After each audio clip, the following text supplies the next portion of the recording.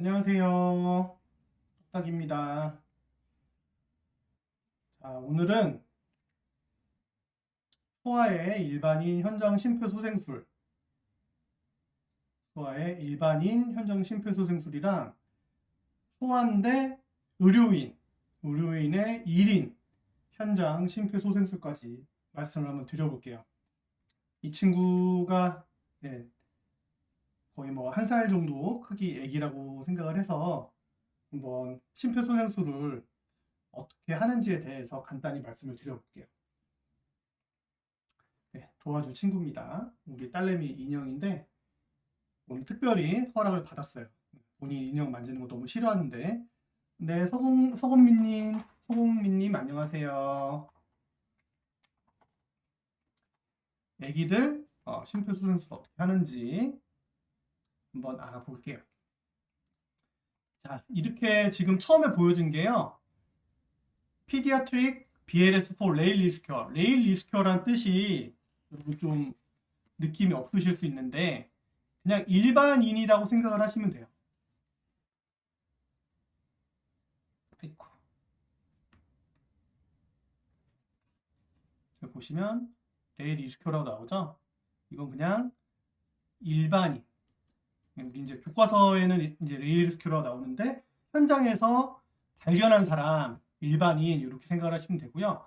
그리고 뒤에 아마 나올 텐데 헬스케어 프로바이더 HCP라고 하는 거는 헬스케어 프로바이더인데 이제 간호사라든지 의사라든지 의료인이 됩니다. 헬스케어 프로바이더.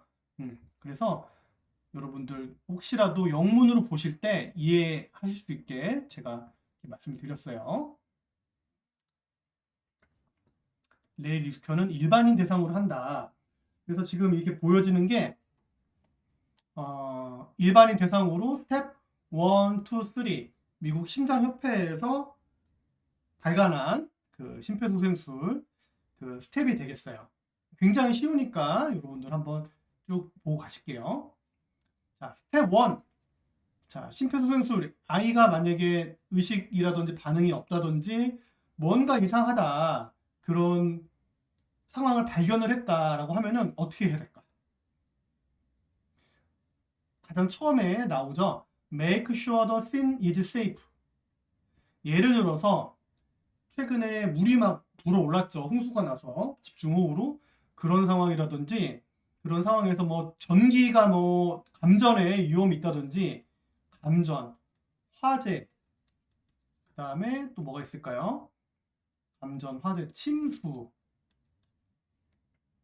그리고 붕괴, 건물 붕괴 있죠.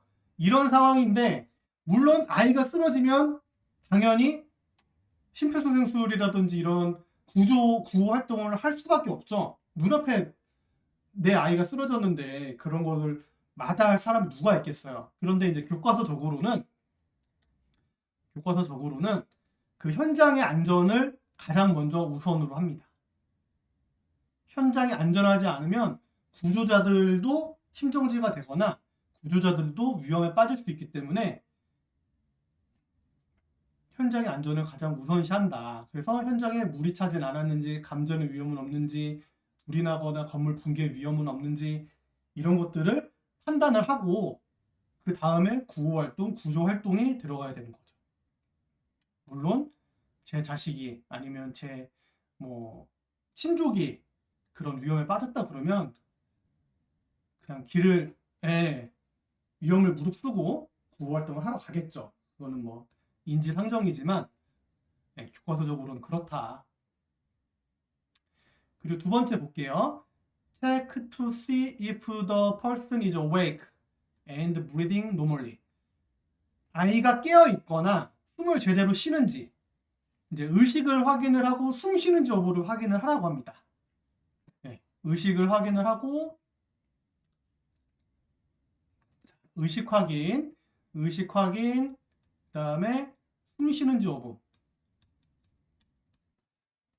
그런데 일반인 분들이 의식을 확인하거나 숨을 쉬는지 여부를 판단을 해라 그러면 굉장히 어려울 수 있어요. 그러면 어떻게 좀 알 수 있을까요? 이렇게 1살 미만 애기다. 잠깐만요. 제가 좀 더 켜드릴게요.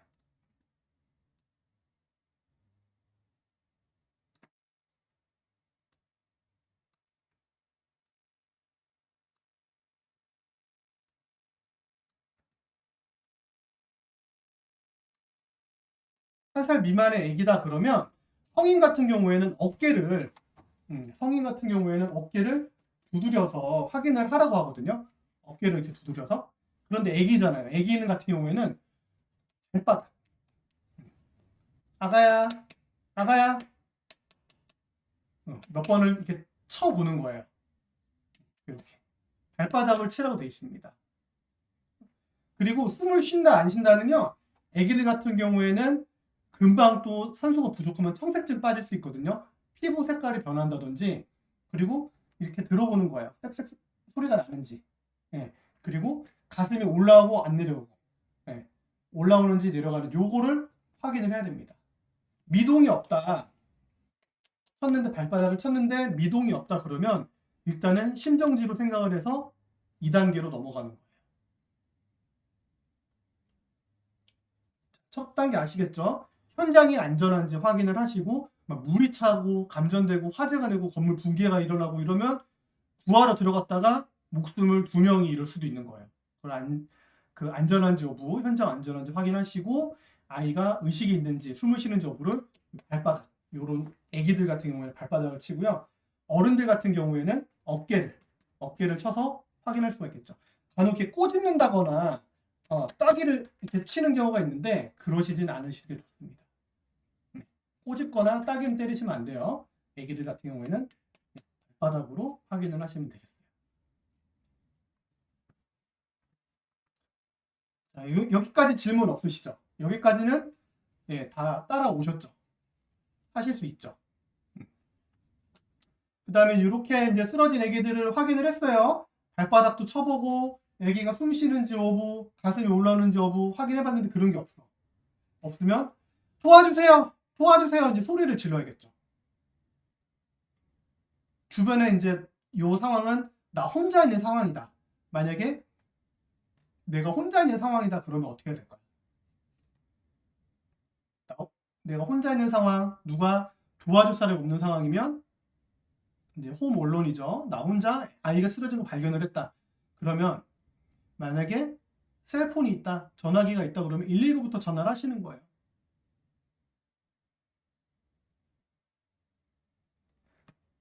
혼자 있는 상황, 내가 혼자 있는 상황에 당황하지 마시고 119에 전화를 먼저 하세요. 아이가 쓰러진 상황, 의식이 없고 숨을 안 쉬고 호흡이 없다. 그러면 119에 먼저 전화를 하시는 게 정말 중요하고 간혹 쓰러진 애기들 그 다음에 뭐 어른도 마찬가지예요. 쓰러진 부모님을 자동차로 이렇게 데리고 오는 경우가 있거든요. 모시고 오는 경우가 있는데 굉장히 위험합니다. 자동차로 오시게 될 경우에는 물론 뭐 집 앞에 뭐 1분 거리여가지고 병원에 데리고 올 수도 있죠. 모시고 올 수 있는데 그런 산소 공급도 안 되고요. 모니터도 안 되고요. 자동 제세동이라든지 이런 기구를 쓸 수가 없겠죠. 그렇기 때문에 자기 자동차보다는 119에 신고를 해서 모시고 오는 게 좋습니다. 핸드폰이 있다 그러면 당연히 핸드폰이 없는 집이 없죠. 다 있으니까 핸드폰으로 신고를 하시고 퍼폼 CPR, 심폐소생술을 진행을 하도록 되어 있습니다. 그러면 심폐소생술을 어떻게 하느냐? 자, 아이들 같은 경우에는요, 요 두 손가락 있죠.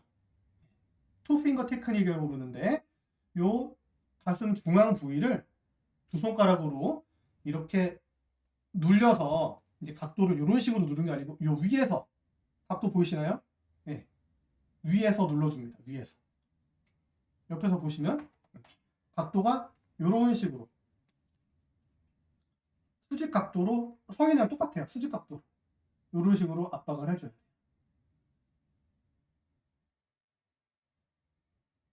이거를 몇 번? 30대 2로 해줍니다. 혼자 있잖아요. 혼자 있으니까 이런 식으로 압박을 해주고 한 손으로는 머리를 이렇게 뒤로 젖혀서 기도를 오픈해주는 거예요. 열어주는 거예요. 자, 제가 이렇게 올려서 해볼게요. 한 손으로는 고개를 약간 젖히고요. 요 손가락 두 개로 가슴 가운데를 압박을 해줍니다. 하나, 둘, 셋, 넷, 다섯, 여섯, 일곱, 여덟, 아홉, 열, 열하나, 열둘, 열세, 열네, 열다섯, 열여섯, 열일곱, 열여덟, 열아홉, 스물, 스물하나, 스물둘, 스물셋, 스물넷, 스물다, 스물여, 스물일곱, 스물여덟, 스물아홉, 서른 하고 이렇게 젖힌 상태에서 코를 막고 1초씩 9번 해주고 다시 압박을 해주는 거예요.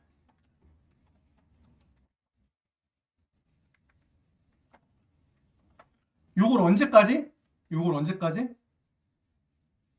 119라든지 아이가 회복될 때까지 119가 도착하거나 아이가 회복하기 전까지는 혼자서 고개 젖히고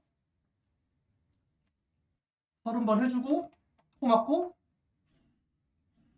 숨 불어 넣어주고 만약에 아이 그 가슴이 이렇게 올라오는 게 보이지 않는다 그러면 다시 코를 잘 막고 해주셔야 돼요.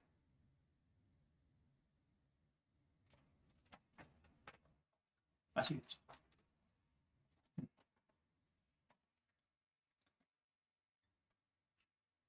그리고 만약에 내가 그럴 일 없겠지만 핸드폰이 없다 그러면 일단은 30대2 그 심폐소생술을 5번 한 다음에 911을 찾거나 AED를 찾으러 가셔야 돼요. 이거를 5사이클 먼저 하라는 얘기는 혹시 심폐소생술을 하면서 회복될 가능성이 있기 때문에 눈앞에서 봤을 때 회복될 가능성이 있기 때문에 심폐소생술을 먼저 하고 그 다음에 핸드폰을 찾으러 가라는 거죠. 그런데 이 두 번째 항목은 핸드폰이 없을 확률은 우리나라 뭐 핸드폰 보급률이 굉장히 높기 때문에 거의 없는 상황이 되겠고 여러분들은 이 상황 핸드폰을 먼저 찾은 다음에 바로 신고한 다음에 그 다음 심폐소생술로 넘어가시면 될 것 같아요. 그리고 지금 일반인 심폐소생술인데 내가 혼자 있는 게 아니고 만약에 아기가 쓰러졌을 때 그냥 아빠가 있고 엄마가 있다 그러면 엄마한테 그렇게 요청을 하는 거죠. 엄마한테 119 신고하라고 하고 그 다음에 AED도 빨리 가서 가지고 오라고 하면 되죠. 손가락 2개로 하는 건 몇 살까지인가요? 저희 아이는 만 1세인데 3살 아이도 손가락 2개로 하나요? 아이가 크냐 작으냐에 따라 다를 수 있어요. 크냐 작으냐에 따라 다를 수 있는데 1세 내외인 경우에는 이 2손가락 가지고도 압박이 가능하고 그 압박의 기준이 있거든요. 만약에 내가 아기가 1살인데도 좀 큰 애기들이 있을 수도 있죠. 그리고 조금 예를 들어서 3살인데 아기가 조금 작을 수도 있어요. 아기 발달에 따라 좀 작을 수 있죠. 그래서 여기 보시면 차일드 CPR 여기 보세요. 스텝 3로 넘어가면 차일드 CPR이 있고 그 다음에 인펀트 CPR이 있죠. 인펀트는 보통 1살까지로 보거든요. 차일드는 아이들이 그 사춘기가 되기 전까지 애기들을 이제 차일드라고 봅니다. 그런데 10살인데도 저보다 몸무게가 많이 나가거나 막 한 90kg, 80kg 나가는 아이들이 있죠. 그럴 경우에는 소아 CPR이 아니고 성인 CPR에 준해서 해야겠죠. 달라질 수 있어요. 요거는 이제 기준은 이제 인펀트가 보통 1살 내외를 보기 때문에 1살이어도 이렇게 차일드 CPR 해야 될 수도 있고요. 달라질 수 있어요. 그리고 심장 압박의 깊이가 만약에 2손가락으로 이렇게 했는데 제대로 되지 않는다. 여기 보시면 여기 보세요. 가슴 중앙을 눌렀을 때 1과 2분의 1인치니까 여기는 이제 4cm 정도 되는 거거든요. 이렇게 안 들어간다 싶으면은 이렇게 손으로 해야 될 수도 있어요. 그리고 이거는 뒤에 이제 말씀을 드릴 텐데 이렇게 손가락 2개로 했는데 제대로 안 된다. 혹은 구조자가 2명 있다. 그러면 투썸 테크닉이라고 그래서 이런 식으로 눌러줍니다. 이런 식으로. 이렇게 가슴을 감싸주고 이렇게 눌러주는 거예요. 이때는 2손가락으로 이렇게 했을 때는 30대 2로 하지만 이렇게 이제 2명 있을 때는 15대 2로 교체를 하죠. 근데 이거는 이제 일반인 분들이 아니고 의료인일 경우에 하는데 이거를 하는 이유는 30대 2로 하는 거랑 15대 2로 하는 거랑 비율을 바꿔보면 요거는 30대이니까 30번 압박을 하고 두 번 호흡을 불어 넣어주게 되죠. 그런데 이렇게 바꾸면 30대 4가 되는 거잖아요. 15대 2니까. 그럼 호흡을 두 번 더 하게 되죠. 아이들 CPR인 경우에는 산소 부족이 더 많아서 호흡 부전 때문에 심정지가 되는 경우가 더 많기 때문에 호흡을 더 생각을 한다라고 생각하시면 될 것 같아요.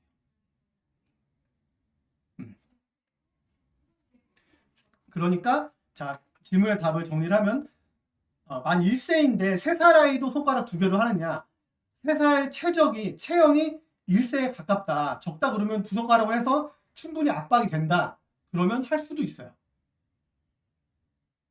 그런데 3살이면 보통 차일드면 보통 이렇게 손바닥으로, 손꿈치로 저렇게 압박을 하게 되죠. 이렇게 하게 되죠. 보통 그래서 1세 기준으로, 만 1세 기준으로 하시는 게 제일 기억에 잘 남으실 것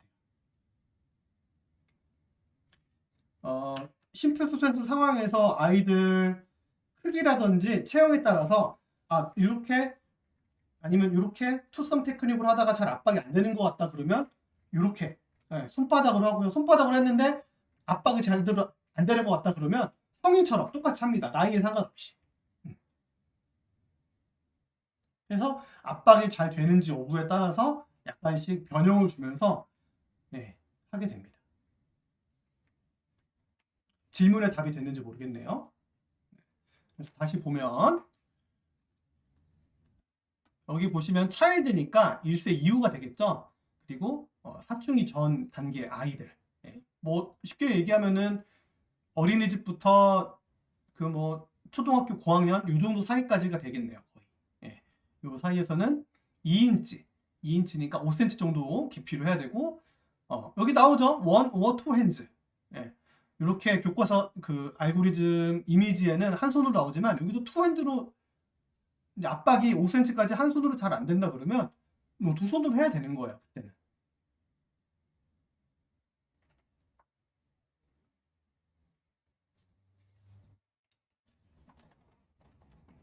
자, 그리고 차일드일 때는 여기는 이제 5cm까지인데 그 앞뒤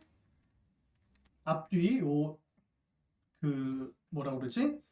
흉곽 깊이의 3분의 1 정도까지를 압박을 하라고 되어 있죠. 아시겠죠?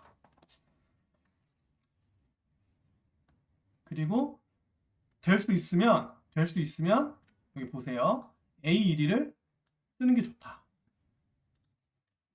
AED를 혹시라도 물론 아이들 같은 경우에는 심장에서 유발하는 심정지 활동이 심정지 상황이 많지 않기 때문에 AED를 간과할 수 있는데 쓸 수 있으면 그래도 그 자동 제세동기를 아이도 마찬가지예요. 성인도 마찬가지지만 119 신고하시고 AED 가져다 주세요. 똑같이 멘트를 하시는 거예요. 그리고 될 수 있으면 빨리 갖다 쓰는 게 좋습니다.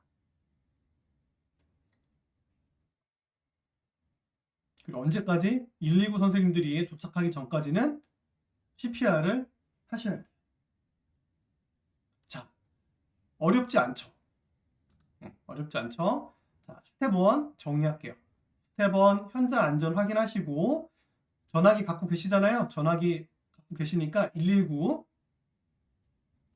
신고를 하신 상태에서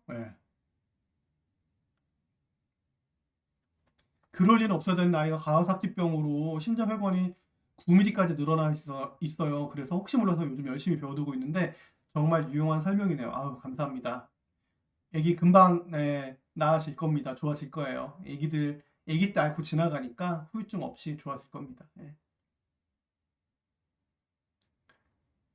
119 신고하시고 119 신고하시고 바로 심폐소생술 합니다. 여기서 빼먹은 거 있죠? 아이들 꼬집거나 뭐 어디 흔들지 말고 이렇게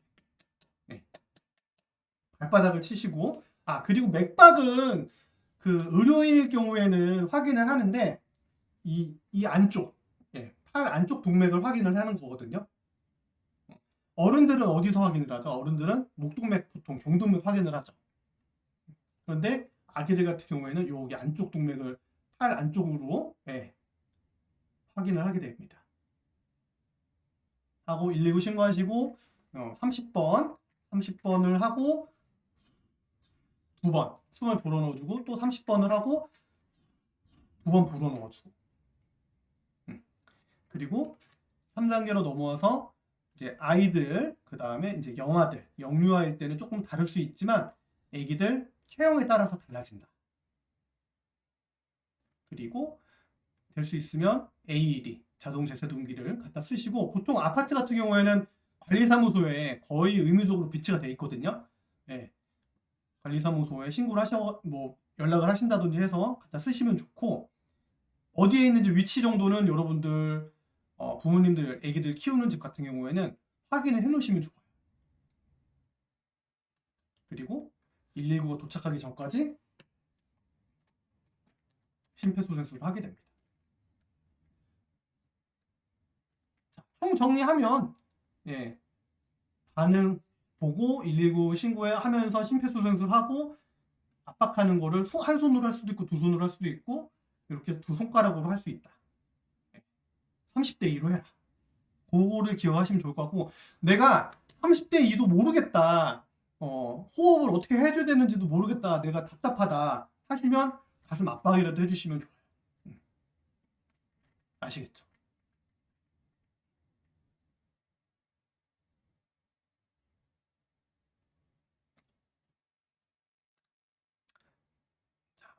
이제 일반인 심폐소생술 과정인데요. 여기서도 뭐 더 질문 있으실까요? 간단하게 설명을 드렸는데 일반인 분들은 이 정도는 최소한 하셔야 됩니다. 다른 거 다 기억을 못 하신다 그러면요. 저는 119라도 신고를 하시면 좋을 것 같아요. 그러면 어떻게 환자를 평가를 하는지 애기가 움직이는지 여부 그 스피커폰으로 하신 다음에 119 선생님들이 그 센터에서 하나 둘씩 알려주실 거거든요. 어디를 누르세요. 어떻게 확인을 하세요. 이런 거 다 알려주실 거니까 당황하지 않고 119까지만 신고만 되면 거의 반쯤은 심폐소생술을 하시는데 성공을 하신 확률이 높을 것 같아요. 설명을 드렸습니다.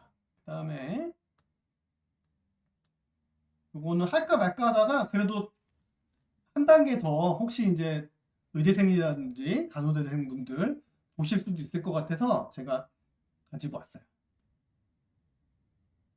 조금 더 켜드릴게요.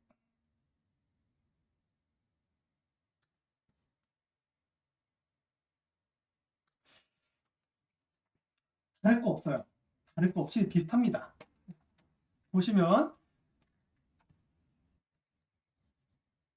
피디아트릭 BLS 아이고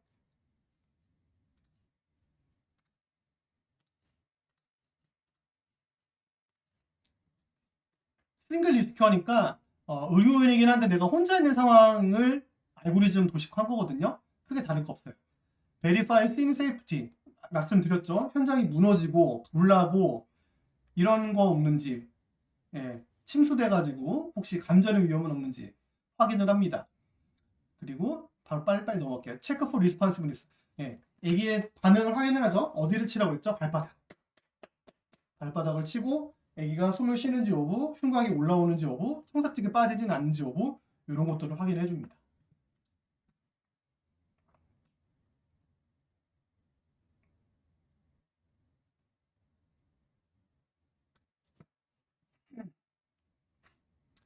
네, 도와주세요. 여기 아이가 쓰러졌어요. 119 신고해주세요. 하고 주변에 도움을 요청을 해요. 만약에 내가 핸드폰을 가지고 있으면 당연히 갖고 있겠죠. 그러면 Emergency Responsive System 119 신고를 하라는 얘기죠. 119 신고를 합니다.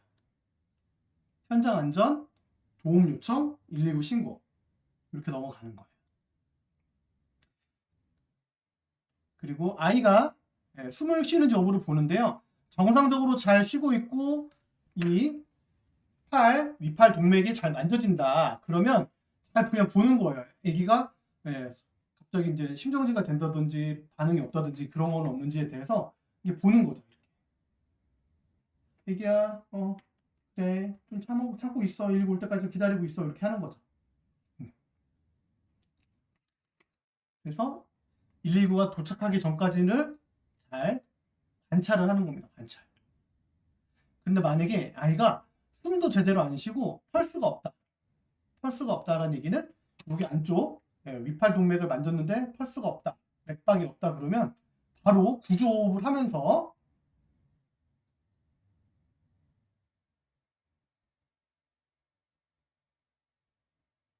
이거는 이제 펄스가 있는 거죠. 숨을 제대로 못 쉬면서 펄스는 있는 상황. 숨을 이제 껄떡호흡이라고 해서 껄떡껄떡 된다. 숨을 제대로 못 쉬는 상황이다 그러면 구조 호흡만 해주는 거예요. 압박은 없어요. 압박은 없죠. 보시면 Provide Rescue Breathing 구조 호흡이라고 하는 거고요. 2에서 3초마다 한 번, 2에서 3초마다 한 번 구조 호흡을 하는데 아까도 말씀드렸지만 아이들 같은 경우에는 심인성, 심장으로 인해서 심장마비의 심장 때문에 발생하는 심정지보다는 숨을 제대로 쉬지 못해서 발생하는 심정지가 더 많거든요. 그렇기 때문에 구조호흡을 해주고요. 2015년도 판에는 구조호흡을 3에서 5초마다 한 번 이렇게 주라고 돼 있었는데 호흡을 더 강조했어요. 그래서 2에서 3초마다 한 번으로 이건 이제 변경이 된 상황입니다. 그러니까 2에서 3초마다 한 번이니까 분당 20에서 30회 호흡을 더 많이 해주게 되죠.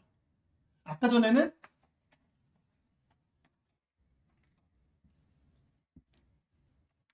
분당 30대 2로 30번 압박을 하고 2번 호흡을 해주려고 됐는데 여기서는 그 압박이 아니고 맥박은 있는데 숨을 제대로 못 쉬게 되는 경우니까 이때는 2에서 3초마다 한 번 숨을 불어 넣어주려고 돼 있죠.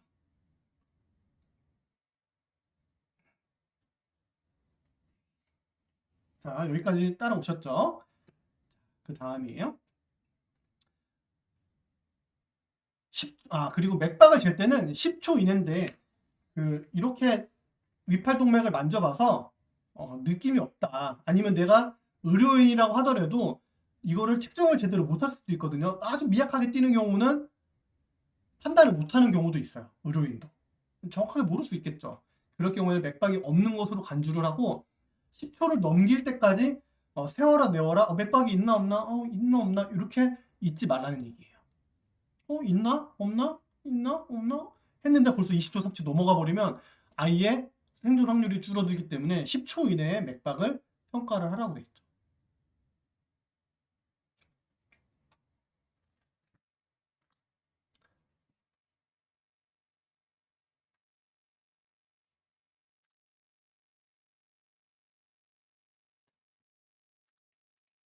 자, 여기 보시면 이제 구조호흡 단계로 넘어가는 CPR보다 이거부터 볼게요. 호흡이 없고 only gasping, 껄떡대거나 펄스나 펠트, 맥박이 없다. 그러면 어떻게 해야 될까? 이게 위트니스 어레스트인지 아닌지에 따라서 나뉩니다. 내 눈앞에서 갑자기 아이가 숨을 못 쉬는 것을 이제 위트니스 어레스트라고 하고요.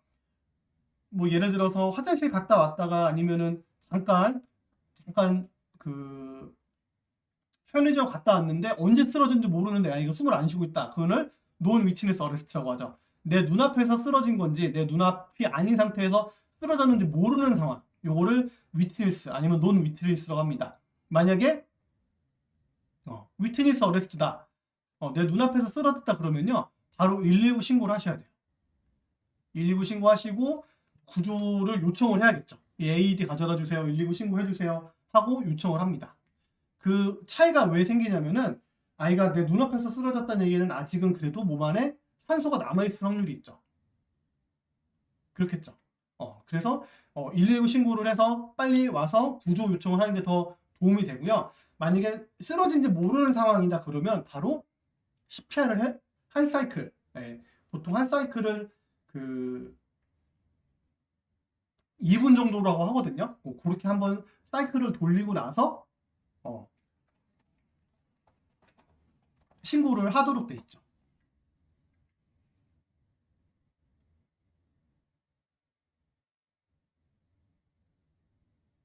자, 차이를 아시겠나요? 내가 혼자 있는 상황이다. 혼자 있는 상황인데 목격을 했다. 아이가 바로 쓰러지는 걸 목격을 했다 그러면 119 신고를 하세요. 119로 신고를 하세요. 그런데 내가 혼자 있는 상황인데 내가 목격을 한 건 아니야. 언제 아기가 넘어갔는지 몰라. 그러면 바로 CPR을 시행을 하는 겁니다.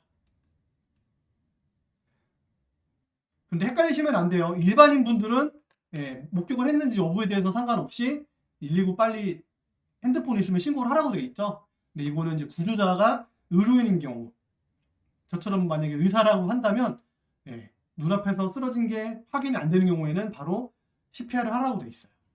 그런 게 좀 차이가 있습니다.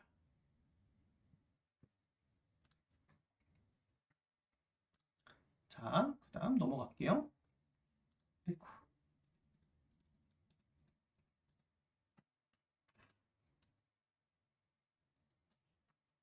자, 내가 혼자 있는 상황, 목격을 못한 상황이다 그러면 CPR 한다고 그랬잖아요. 마찬가지로 혼자 있을 때는요, 30대 2예요. 30번. 하나, 둘, 셋, 넷, 30 하고 2번 불어 넣어주고. 그때도 마찬가지로 고개를 젖힌 상태에서. 한 손은 고개를 젖히고 한 손은 압박을 하고.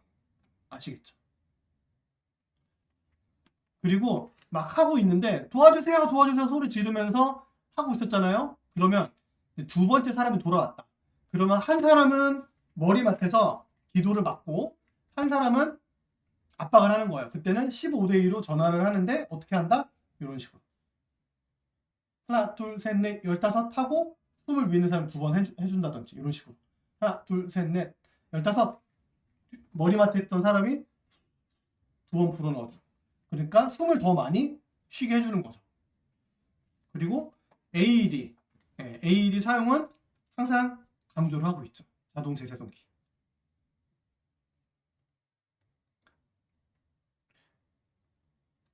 그러니까 혼자 있을 때랑 둘이 있을 때랑 일반인일 때랑 좀 다르죠. 일반인 때 그냥 30대 2로 쭉 가고 2명 있을 때는 15대 2로 전환한다는 사실. 그리고 바로 신고하지 않고 노 니트네스 어레스트 목격이 안 되는 심정지 상황이라고 그러면 일단은 CPR을 우선적으로 하는 게 좀 차이가 있죠. 이런 걸 이제 물어보죠. 의사 국가고시라든지 그 ACLS 프로바이더 그런 심폐소생술 그 인증 시험이 있거든요. 그럴 때 어떻게 해야 되는지에 대해서 물어봅니다. 좀 차이가 있죠. 그런데 2분이 지났어. 2분이 지났는데 나 혼자 있어. 그러면 이렇게 한 사이클 정도 돌렸잖아요. 돌리고 난 다음에는 바로 119 신고하도록 돼 있어요. 그리고 AED를 빨리 가서 찾아야 돼요. Retrieve AED를 찾아라. 만약에 if not already done, 만약에 지금 신고도 안 됐고 제세 동기도 없다 그러면 그때 2분 사이클을 돌리고 난 다음에 119 신고하고 제세 동기를 찾도록 되어 있습니다. 자, 이 이하의 상황은 AED가 도착을 한 상황이 되겠죠. AED가 도착을 했거나 뭔가 이제 가지고 왔다, 누군가 가지고 왔다. 그래서 아기한테 부착을 한 상황이 되겠죠. 부착을 한 상황에서 만약에 쇼커브 리듬이다, 리듬이다라고 하는 거 제가 말씀드렸죠. 처음에 VP, 심실세동이라든지 펄스리스 V택이 있는 경우다. 그러면 당연히 샥을 주라고 돼 있죠. 그리고 샥을 준 다음에 바로 맥박을 평가하는 게 아니고 바로 CPR을 시작을 하는 겁니다. 이것도 야마예요. 샥을 주고 난 다음에 맥박을 평가해야 되느냐 말아야 되느냐 이것도 물어보거든요. 맥박 평가할 틈 없이 바로 가슴 압박이 들어갑니다. 뭐 2명이면은 투썸 인서클링 테크닉을 한다든지 이런 식으로 혼자 있다 그러면 투피거 테크닉을 해야겠죠.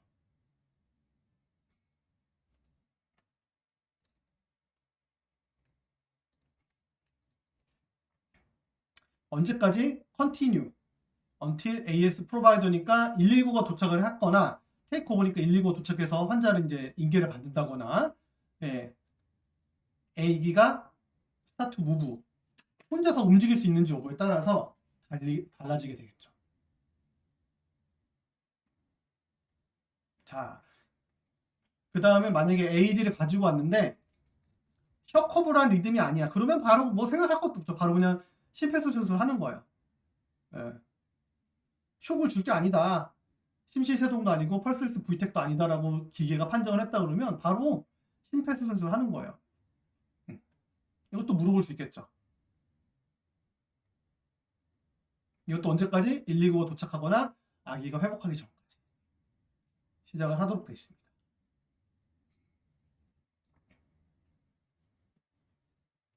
아까 중간에 제가 얘기는 안 하고 넘어갔는데 다시 좀 위로 올라와서 아기가 호흡은 있어. 아니 호흡은 없어. 호흡은 없거나 거의 껄떡대는 호흡을 하고 있는데 맥박은 있는 상황이다. 맥박이 있다. 그런데 60회 미만. 아기들 정상 맥박은 60회 최소 이상이 돼야 되거든요.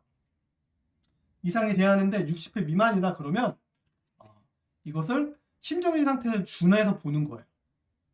되게 중요하죠.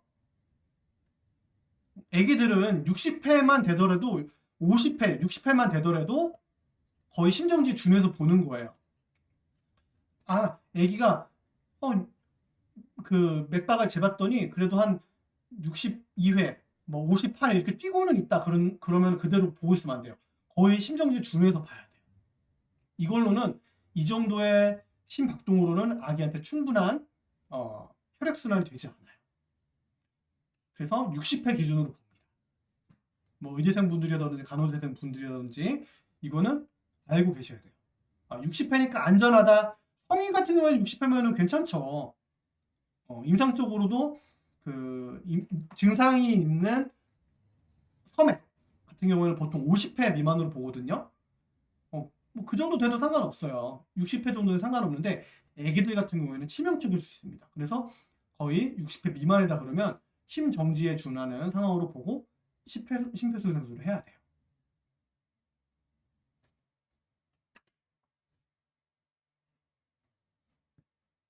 그래서 60회도 안심을 하시면 안 되고 그 다음에 60회 이상은 된다. 한 70회 정도 된다. 70회 정도 된다. 하면은 그때는 숨을 제대로 못 쉬는 상황이다. 그러면 구조호흡을 해줍니다. 구조호흡을 해주고 2분마다 리듬 평가를 해주는 거죠. 만약에 평가를 했더니 맥박이 없다. 그러면 심폐소생술 바로 진행을 해주는 거죠.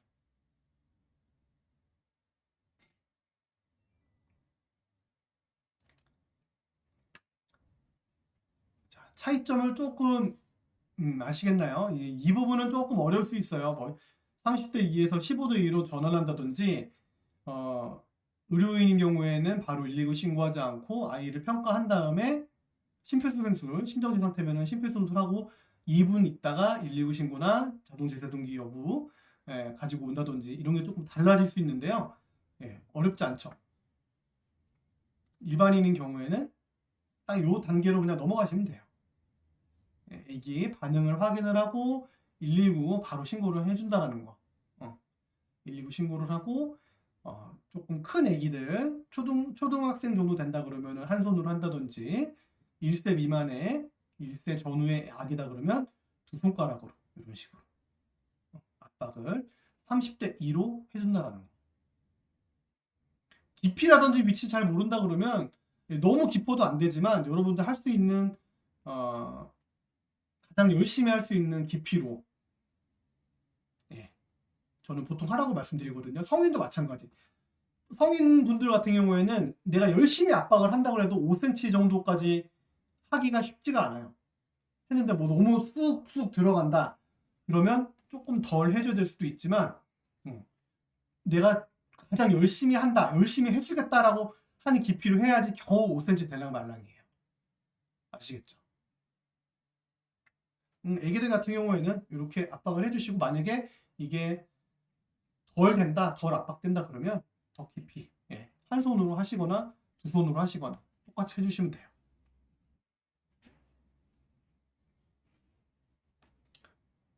자, 오늘은 소아의 일반인 현장 심폐소생술 현장에서 하는 심폐소생술에 대해서 말씀을 드렸고요. 의료인이 있을 때, 의료인이 현장에서 심폐소생술 할 때 1인인 경우에 약간 차이가 있다는 거 설명을 드렸습니다. 혹시 뭐 심폐소생술, 소아 심폐소생술에 대해서 더 궁금하거나 질문 있으시면은 댓글창에 저기 채팅창에 쳐주세요.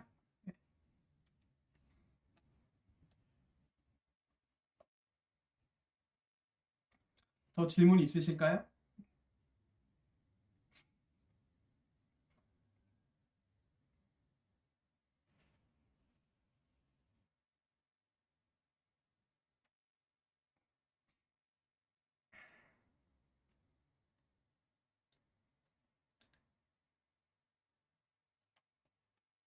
제가 그 소아 심폐소생술 하다가 지난번에 라이브 방송 하다가 소아 일반인 심폐소생술도 좀 궁금해 하시는 것 같아서 일반인 심폐소생술 갖고 왔는데 뭐 어렵지가 않죠? 음.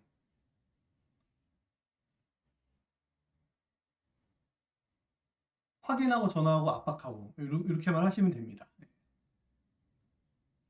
그리고 이거는 이제 의대생분들이나 간호대생분들이 알고 계셔야 되고 이거는 머릿속에 다 넣고 계셔야 돼요.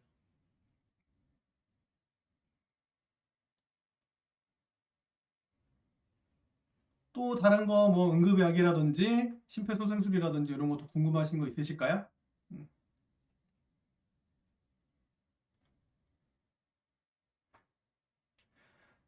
네, 딱히 없으신 걸로 알고 네, 오늘 방송은 여기까지 하도록 하겠습니다. 시청해주셔서 감사합니다. 건강하세요.